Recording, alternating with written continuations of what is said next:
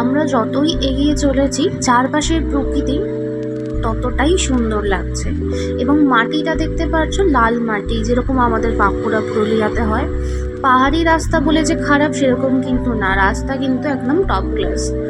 আর পাহাড়গুলো যে দেখতে পাচ্ছ, পাহাড়ের কোলেতে মানে একদম নিচের দিকটা কোনো হ্রদ আছে, কারণ জলেতে বেশ ভর্তি। এই ভিডিওতে কতটা দেখা যাচ্ছে সেটা বুঝতে পারছি না, তাও আমি চেষ্টা করছি দেখাতে। এবং চারপাশে রাস্তাটাও সুন্দর লাগছে।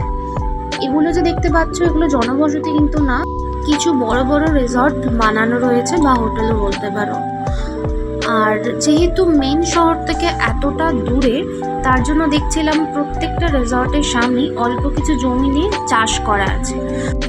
এই ভিডিওটা আমাদের যাত্রাপথের সত্যি সবচেয়ে ভালো ভিডিও বলতে পারি, কারণ এতদিন তো ময়ূর চিড়িয়াখানাতেই দেখেছিলাম, কিন্তু এখানে দেখছি রাস্তায় ঘুরে বেড়াচ্ছে। সত্যিই ভালো লাগছিল এবং মনটা ভালো হয়ে গেল যে এত ভোরবেলা এত কষ্ট করে বেরিয়ে এতটা জার্নি করে এসে কিছু তো একটা দেখলাম যেটা আমাদের জার্নিটাকে স্পেশাল করে তুললো।